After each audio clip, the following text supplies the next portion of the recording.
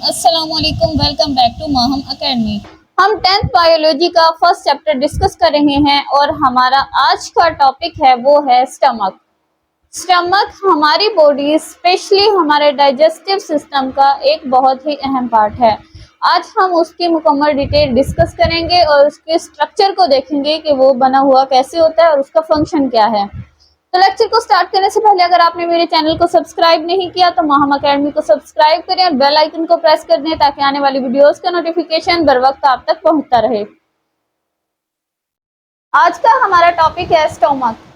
Stomach हमारे मैदे को कहते हैं जो खास तौर पर डाइजेशन के लिए जाना जाता है। ठीक है, तो हम देखते हैं कि इसकी शेप कैसे होती है। स्टमक जो है ये जे शेप ऑर्गन है।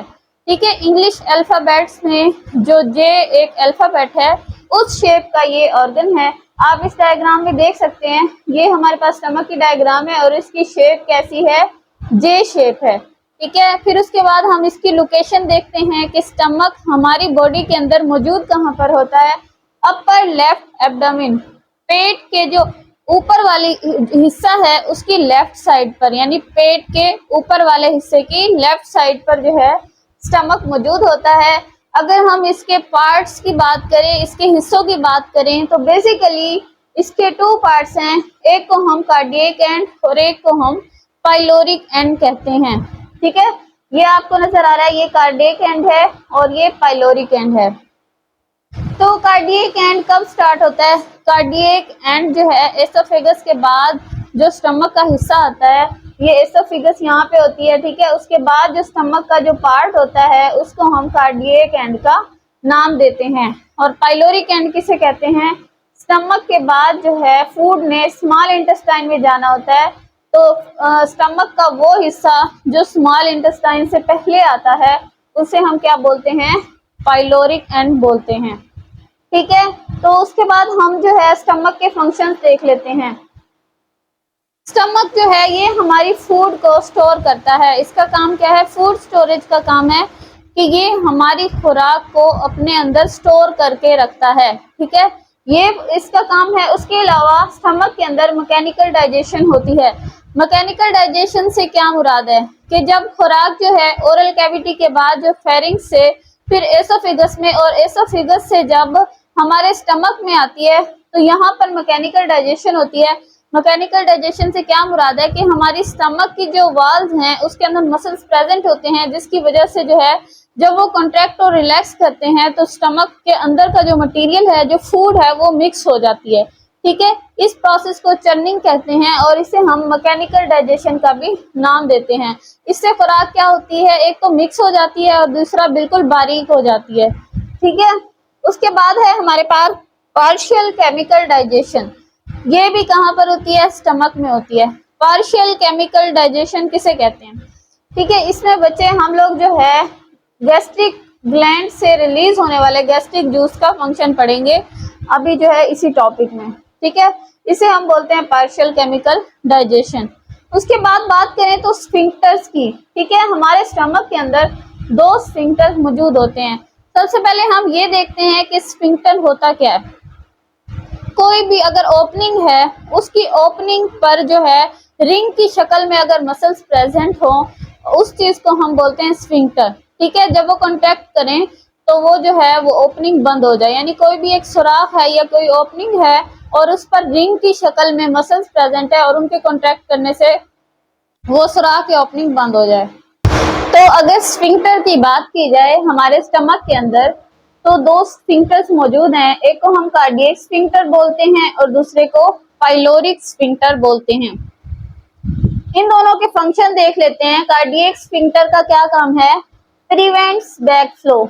ये क्या करता है कि जब खुराक एसोफेगस से हमारे स्टमक में एंटर हो जाती है तो ये उस खुराक को वापस एसोफेगस में जाने से रोकता है। ठीक है, क्योंकि यहाँ पे जो मसल्स प्रेजेंट है वो इस ओपनिंग को बंद कर देंगे। ठीक है, स्फिंक्टर के अंदर जो मसल्स प्रेजेंट है वो इस ओपनिंग को बंद कर देंगे जब खुराक स्टमक में आ चुकी होगी।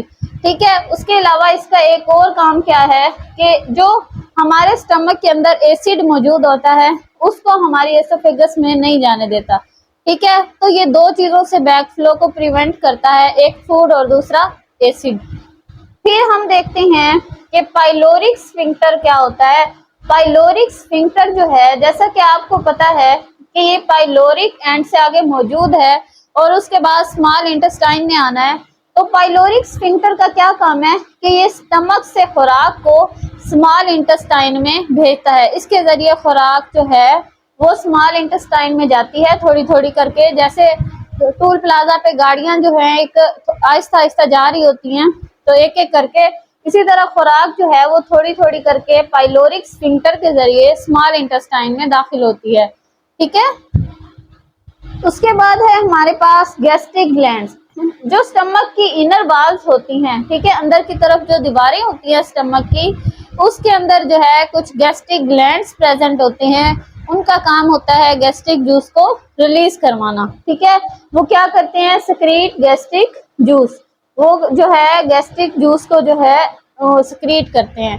अब हम देखते हैं कि ये जो गैस्ट्रिक जूस होता है ये किस चीज पर मुश्तमिल होता है। गैस्ट्रिक जूस जो है ये 3 चीजों पर मुश्तमिल है, हाइड्रोक्लोरिक एसिड, पेप्सिनोजिन और म्यूकस। इन 3 चीजों पर मुश्तमिल जो है वो हमारे पास गैस्ट्रिक जूस है। एक एक को हम डिस्कस करेंगे कि ये जो गैस्ट्रिक जूस के जो चीजें हैं इनका क्या फंक्शन है। सबसे पहले हम हाइड्रोक्लोरिक एसिड को डिस्कस करते हैं कि हाइड्रोक्लोरिक एसिड क्या करता है। एक्टिवेट पेप्सिनोजिन, हमारे स्टमक के अंदर एक एंजाइम है, ठीक है, जिसे हम पेप्सिनोजिन कहते हैं, जिसने प्रोटीन की डाइजेशन करवानी होती है।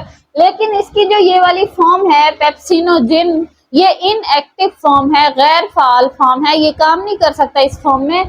तो इसको सबसे पहले एक्टिवेट करवाना होता है। हाइड्रोक्लोरिक एसिड क्या करता है, इसको इसकी इनएक्टिव फॉर्म यानी पेप्सिनोजिन से किसमें कन्वर्ट कर देता है, एक्टिव फॉर्म यानी पेप्सिन में कन्वर्ट कर देता है। उसके अलावा हाइड्रोक्लोरिक एसिड का एक और फंक्शन है कि ये बैक्टीरिया को किल करता है। ठीक है, हमारे फूड में जो भी बैक्टीरिया होते हैं, नुकसानदा बैक्टीरिया, उनको किल कर देता है। फिर अभी हमने पढ़ा कि पेप्सिनोजिन को हाइड्रोक्लोरिक एसिड ने पेप्सिन में कन्वर्ट कर दिया। अब हम पेप्सिन का काम देखते हैं कि पेप्सिन ने क्या काम करना है हमारे स्टमक में। पेप्सिन जो है ये प्रोटीन की डाइजेशन करवाएगा, प्रोटीन को पेप्टाइड्स में तोड़ देगा। ठीक है, प्रोटीन के अंदर मौजूद जो बड़े बड़े मॉलिक्यूल्स हैं प्रोटीन के, उनको छोटे मॉलिक्यूल्स में तोड़ देगा, पेप्टाइड में तोड़ देगा, जो कि short chain of amino acid से बने हुए होते हैं। ठीक है, यानी लॉन्ग चेन से कॉम्प्लिकेटेड से सिंपल बना देगा, शॉर्ट चेन वाले बना देगा। ठीक है, उसके बाद हम देखते हैं म्यूकस को। बच्चे, हमने एक बात पढ़ी है कि हमारे स्टमक के अंदर एक एसिड मौजूद है, हाइड्रोक्लोरिक एसिड। तो ये जो कि हमारी फूड के अंदर मौजूद जरासीम यानी बैक्टीरिया को मार देता है।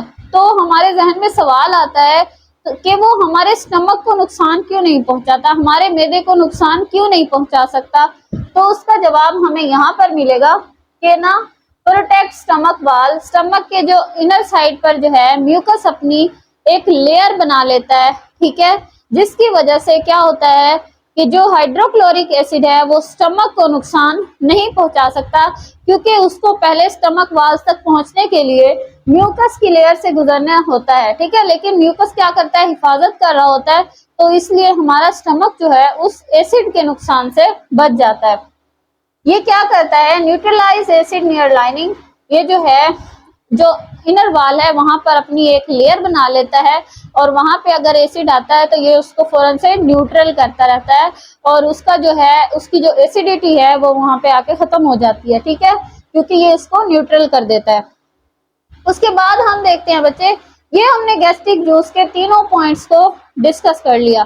ठीक है, उसके बाद क्या होता है, अब हमने देखा कि जो है चर्निंग का प्रोसेस भी हो गया, स्टमक के अंदर डाइजेशन भी हो गई। ठीक है, ये सारे प्रोसेस होने के बाद गैस्ट्रिक जूस ने भी अपना काम कर लिया। ठीक है, उसके बाद जो फूड की जो कंडीशन होती है वो एक शोरबे की तरह बन जाती है, जिसे हम काइम कहते हैं। ठीक है, फूड और गैस्ट्रिक जूस, यानी फूड हमारे स्टमक के अंदर किस फॉर्म में, बोलस की फॉर्म में आई थी वो, और जो है गैस्ट्रिक जूस जो है वो दोनों अच्छे से मिक्स हो चुके हैं, हमारी खुराक जो है बहुत अच्छे से पिस चुकी है, और जो है अब जो हमारे पास जो चीज बनेगी उसे हम काइम कहते हैं। ठीक है, इसकी मिसाल हम ऐसे देख लेते हैं कि जब हम जूसर मशीन के अंदर जो है मिल्क शेक बनाते हैं, उसमें मैंगो, दूध, शुगर वगैरह डालते हैं और जब उसको ऑन करते हैं मिक्स होने के बाद जो शेक बनता है, ठीक है, उसी तरह जो है हमारे कायम में तो हमारा तमाम खाना मिक्स होकर एक शोरबे की शक्ल इख्तियार करता है जिसे हम कायम कहते हैं। ठीक है, फूड हमारे स्टमक के अंदर जो है वो 3 to 4 आवर 3 से 4 घंटे रुकी रहती है। ठीक है, हमने अभी बात की थी कि जो हमारा स्टमक है ये एक स्टोरेज भी करता है, फूड स्टोरेज का काम करता है। तो यही जो टाइमिंग है 3 से 4 घंटे तक जो है फूड जो है हमारे स्टमक में रहती है। उसके अलावा जो है हमने देखा था कि स्टमक के बाद हमारी खुराक ने कहाँ पे जाना है, स्मॉल इंटेस्टाइन में जाना है। तो स्मॉल इंटेस्टाइन में जाने के लिए जो है 5 से 15 ml कायम जो होता है वो स्मॉल इंटेस्टाइन में एंटर होता है। ठीक है, तो ये था हमारा आज का लेक्चर। अगर आपको लेक्चर के हवाले से कोई भी क्वेश्चन है तो आप कमेंट सेक्शन में पूछ सकते हैं और इस लेक्चर के शॉर्ट क्वेश्चन और लॉन्ग क्वेश्चन आपको लेक्चर के एंड पर प्रोवाइड किए जाते हैं। उसके अलावा शॉर्ट फॉर्म में भी आपको ये मिल जाएंगे। Thank you, Allah Hafiz.